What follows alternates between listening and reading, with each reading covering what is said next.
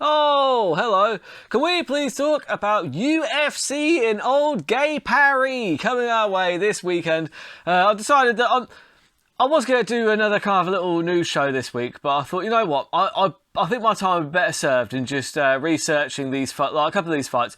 I'm only looking at three. There are three that jump out off the page at me, and basically what I'm going to be doing is taking a look at these three fights that have jumped off the page at me and just doing some research into the fighters, telling you a little bit more about them. Maybe there are some things that you didn't know about them that are interesting, that, maybe little things that they do inside the octagon, maybe outside of the octagon, just stuff that I find interesting about these fighters. So it's just more so that you can learn more about these guys that are going to be fighting this weekend, because it always helps me enjoy the fights a little bit more if I can just, if there's a reason for me to pick one or the other, maybe I'll put a little bet on here and there, because what I like to do is like an MMA scratch card, basically. They're terrible bets, and I won't pretend they're not. The research is all valid, though. The research that I put into these bets is what you need to pay attention to, because then you can just, you can make your own mind up. You're never going to get rich betting on mixed martial arts. You're never going to get rich gambling on sports. I hate to tell you this, but it ain't going to happen. Do you know what I mean? Because what you need,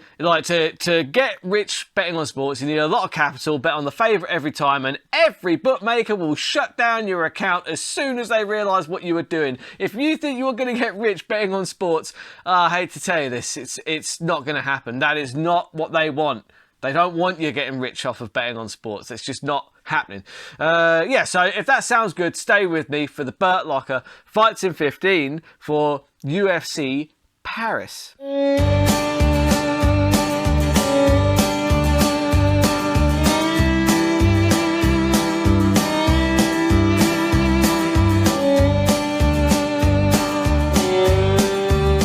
So I'm going to start off in the lightweight division.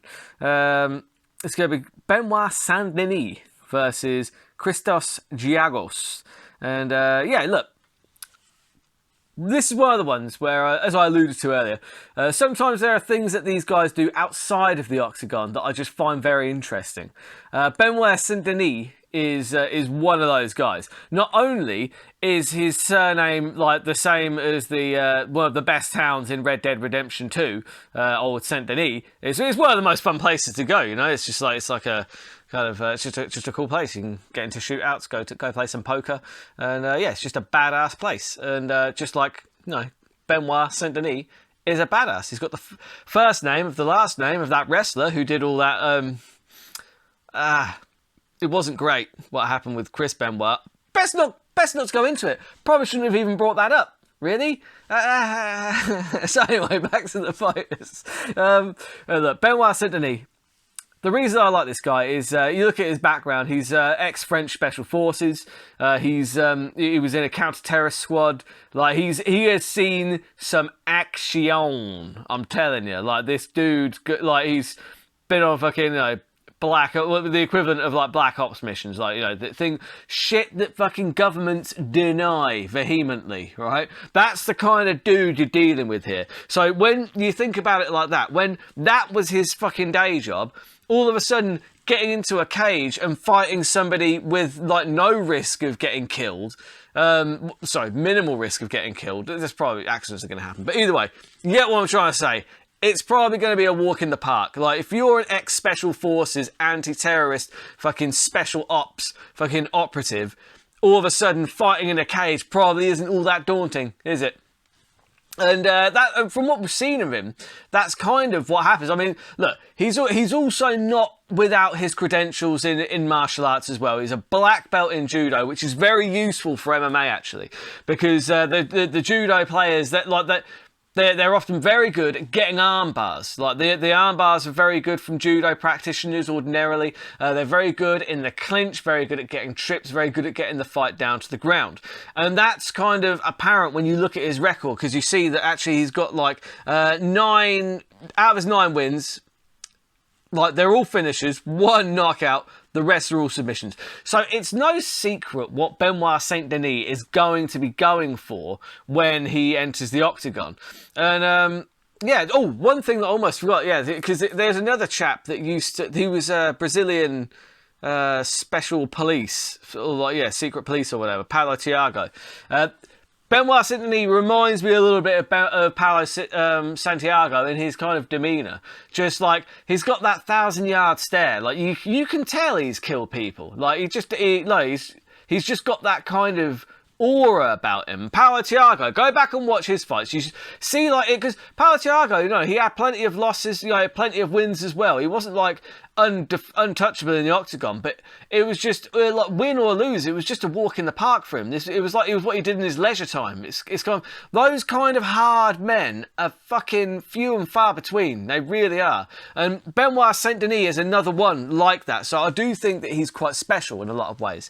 And as I said, he does have the skills to back it up because he's always going in for those submissions. Now, as you can see up here, sorry, down here probably. I think it's down here. I don't know. Either way, unfortunately, Christos Giagos, his opponent, has not quite got the respect of the UFC statisticians. Is that a word? I don't even know. It might not be a word, but either way, as you can see, he's got no stats at all. He's 0-0. He's got no reach, no height, no weight. He's got nothing. But what I can tell you is, boop, pop it up there.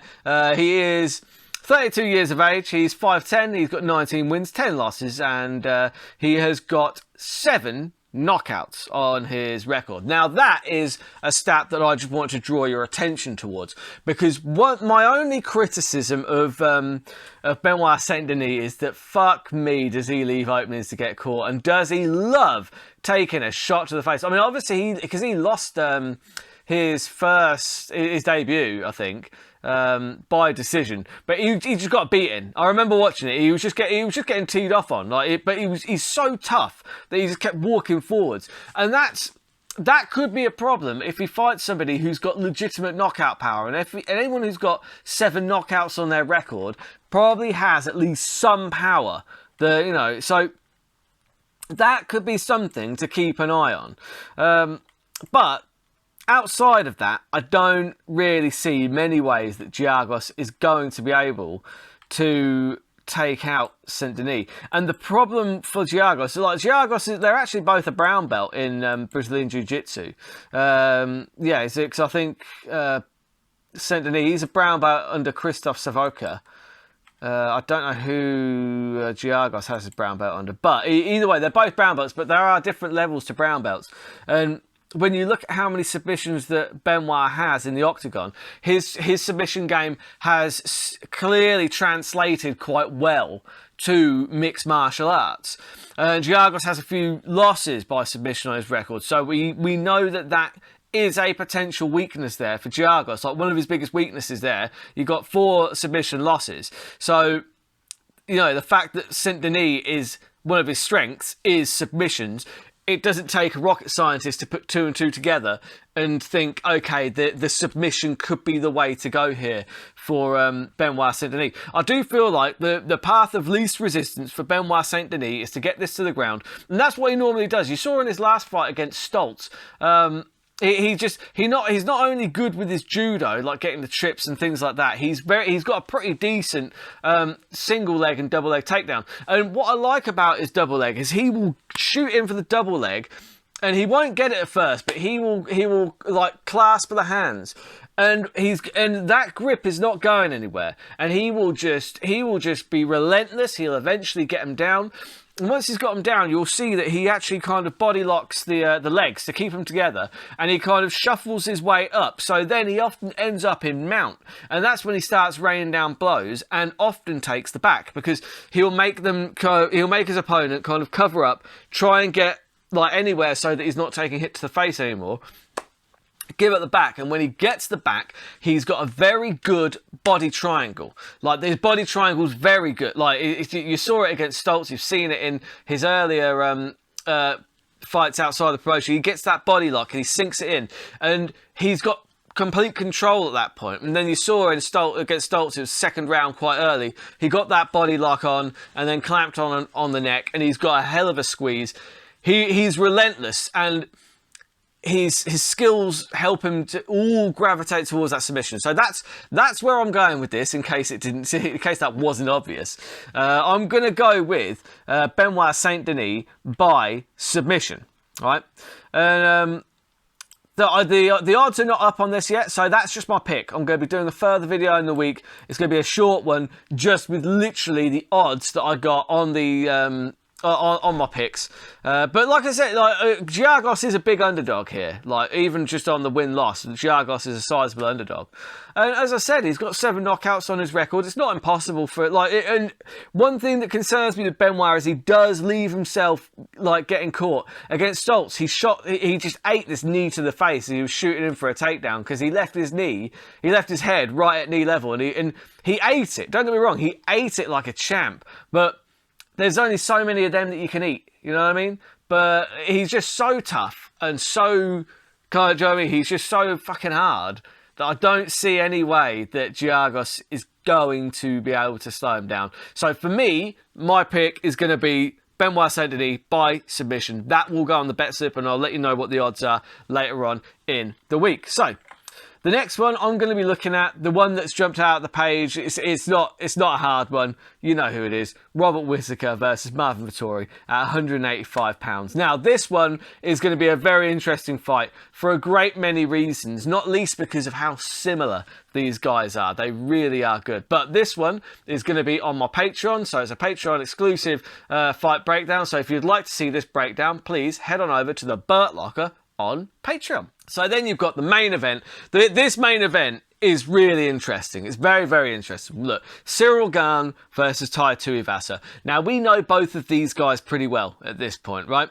Gane, he's a fast point striker who came up just short against Francis Ngannou a few months back. And across from him is the knockout king from Australia, Tai Tuivasa. Their fighting style could not be more different. Cyril Gane is fast. He's precise. He takes 0 risks. He takes no risks at all. And that's what makes him very, very hard to beat. Tai Tuivasa, on the other hand, is kind of the polar opposite. He takes a lot of risks, but he thrives in the chaos. He's got a good chin. Look, he's got great technique as well. He throws a lot of feints and combinations, and his leg kicks are very good as well.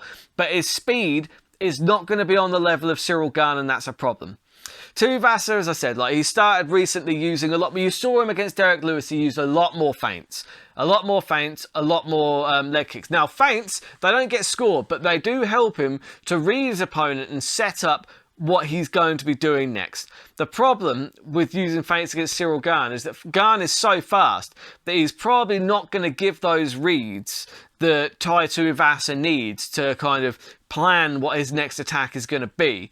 That's why it's very difficult to attack Cyril Gane, because he's so quick that he's turns people into wrestlers. He's so fast, he turned Francis Ngannou into a wrestler. That's how fast he is. And the bookies are not really giving Tai Tuivasa a chance in this fight. There's good reason for that, because look, the likely outcome here is Cyril Gane to point strike to a decision. That's what he does. It's what he's good at. And the problem is he's so fast, it's very difficult to stop him doing that, unless you're a stud wrestler.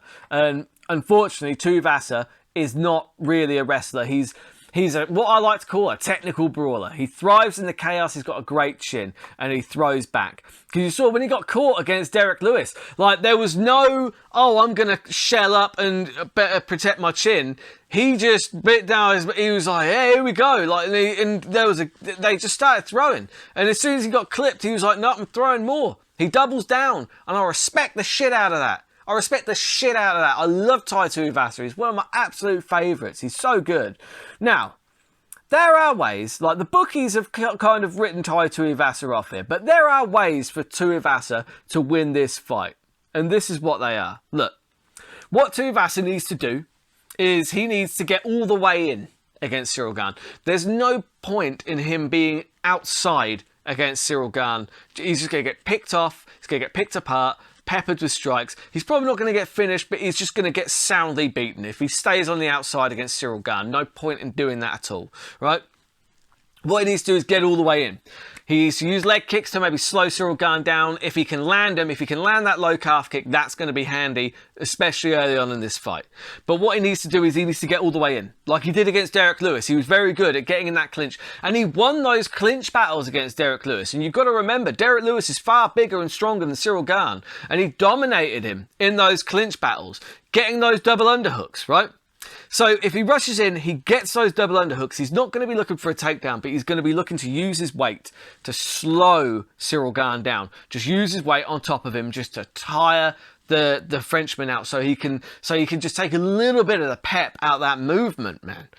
Now, Tuivasa, one thing he does very well, we saw it against Derek Lewis, one thing he does very well from the clinch, from those double underhooks, is landing those short elbows, right?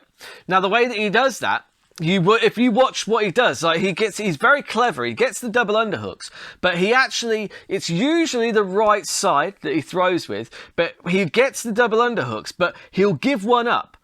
You'll watch the palm of his hand, like he'll pull his arm out of the double underhook. His palm will go on to the bicep there, and the elbow up. That's where it comes from. And he lands that on the chin. That puts people out. That will put anybody out. That's possible here. Like, he could do that to Ciryl Gane. I've seen way stranger shit than that happen, right?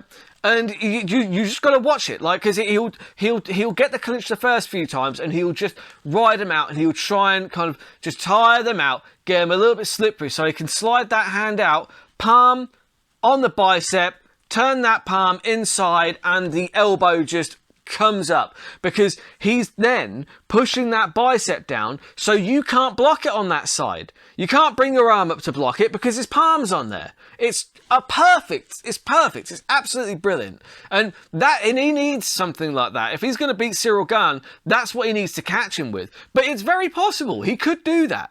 So that, for me, is how Tuivasa could beat Ciryl Gane. The main issue here is that Ciryl Gane is so good at keeping range. He's so good. It's going to depend whether he's even going to allow Tuivasa to get him in that clinch situation. I think in order to do that, Tuivasa is going to have to rush in.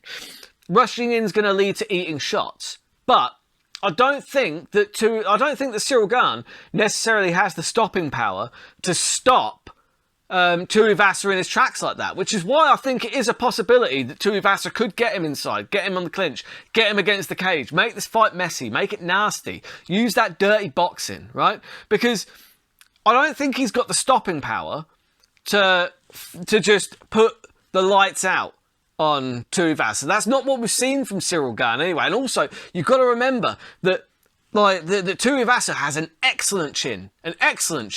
Like, he took some of Derek Lewis's best shots. He took some of Greg Hardy's best shots. Yeah, he was wobbled, but that's where he's at his most dangerous. He's wobbled, but they go in to finish him, and then he cracks him with an elbow, cracks him with the right hand. He's that kind of fighter.